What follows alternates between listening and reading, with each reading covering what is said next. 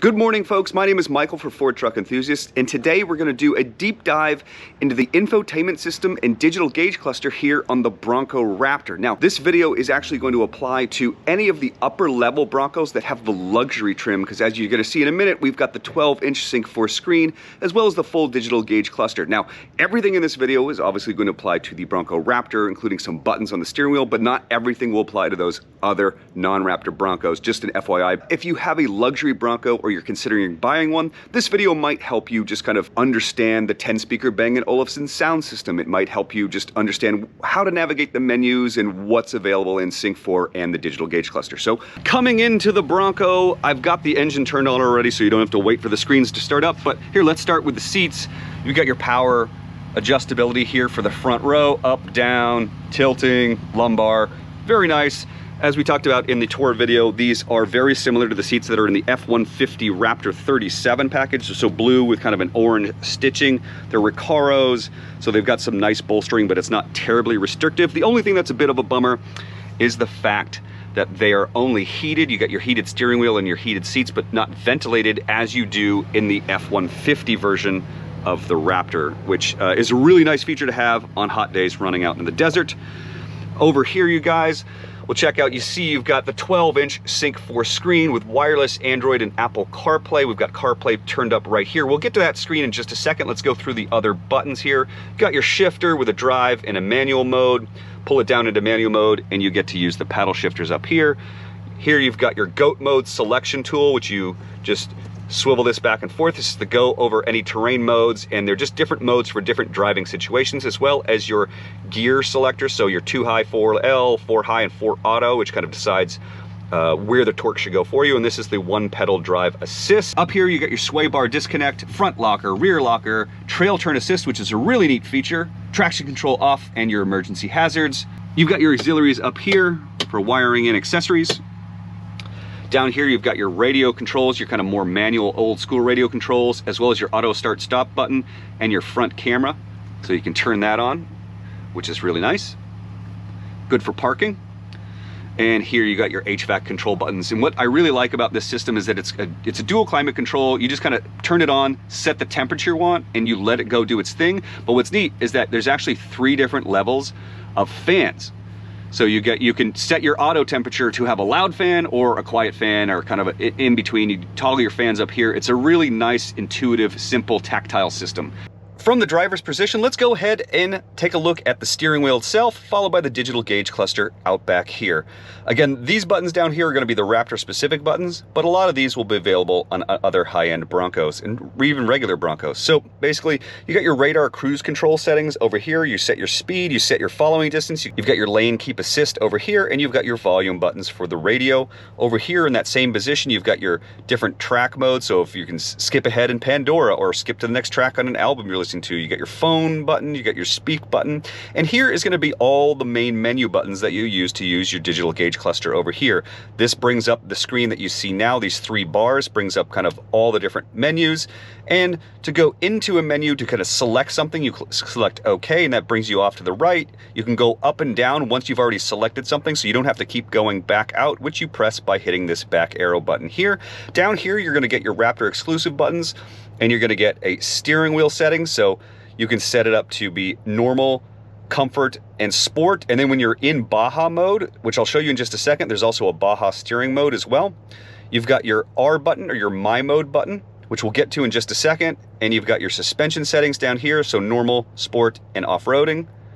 And you've got your exhaust settings, so normal, sport, Baja mode, and quiet. My view is basically the information, all of this stuff from the main menu shows up here in the center of the screen, basically. So you're kind of customizing this empty area right here. So going into my view, you basically just select which thing you'd like to see. And so there's already a pre-selected number of things. So again, driver's assistance related to the cruise control. You get your performance view, which if you toggle to that and let it go, it goes into this kind of more performance-oriented view of things. You can just kind of toggle out of that.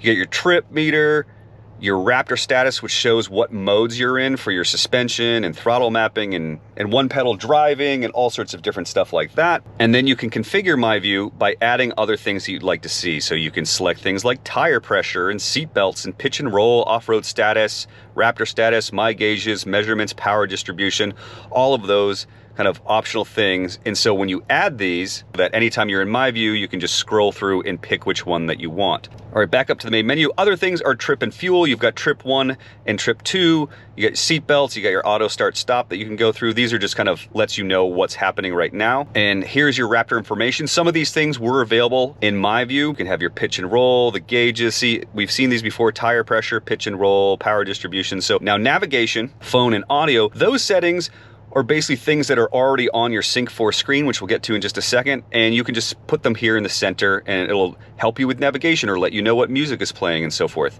Last but not least, we've got settings right here, and you can and what this allows to is that you can configure the 2 center gauges right here.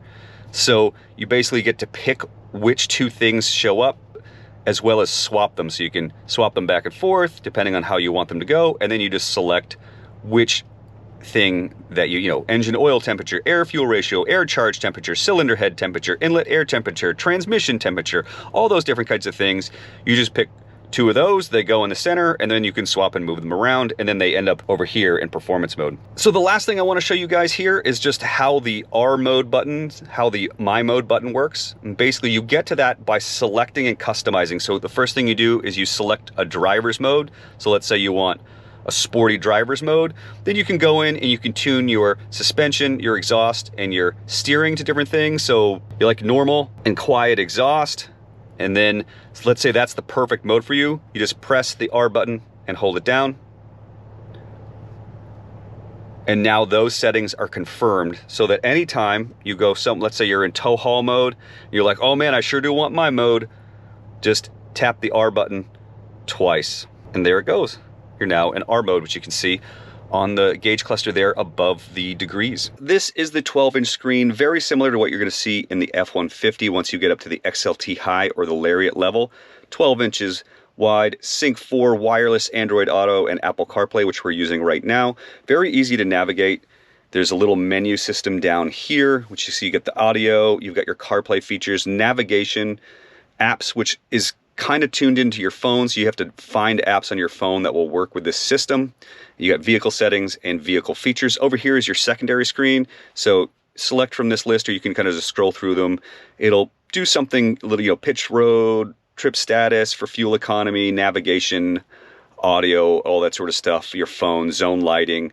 And basically the idea is that you basically, you know, set up your music or your podcast over here, and then you could have navigation over here. Or conversely, you have your music running over here and you can put your navigation and so forth over here. It's kind of a little extra space to multitask.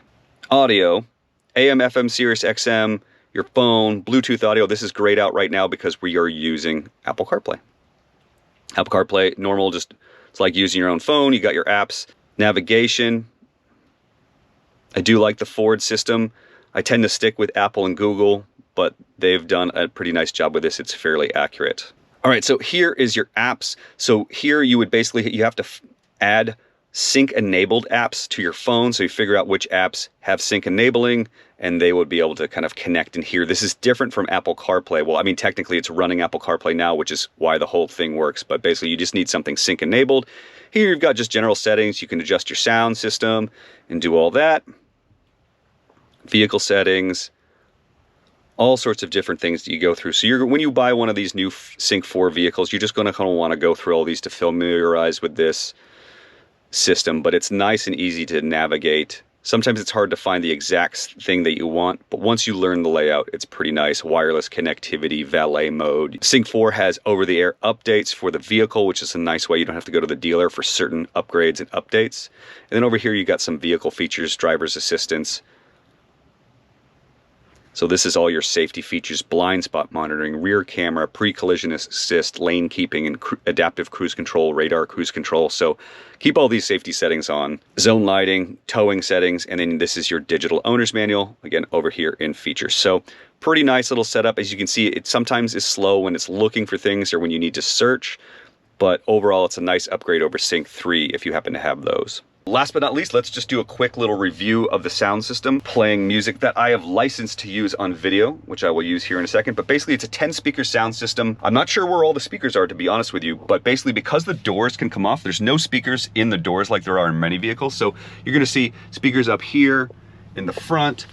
You're gonna see some speakers out back here above that reinforced kind of safety rollover bar, and then I think there's some subwoofers and stuff in the back. Here, I'm gonna play a clip. I don't know how well it's gonna work here on camera, but then I will describe the experience as well. Okay.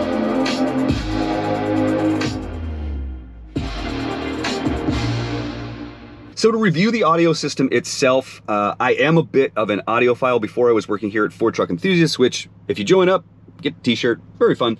Anyway, I was running a website called highdefdigest.com, and they still do, they review Ultra HD Blu-rays and Blu-rays, and then when I was working there, I spent a lot of time also reviewing AVRs and high-end speakers from companies like Kef and Klipsch. I really, really like high-quality audio, you know, multi-speaker surround sound audio experiences and so forth. And so what I'll say is that the Bronco here, for being a convertible, there's all sorts of metal and plastics. Look, cars are not perfect audio environments for all those different reasons, all the different materials and the resonances and the way things echo and all the glass.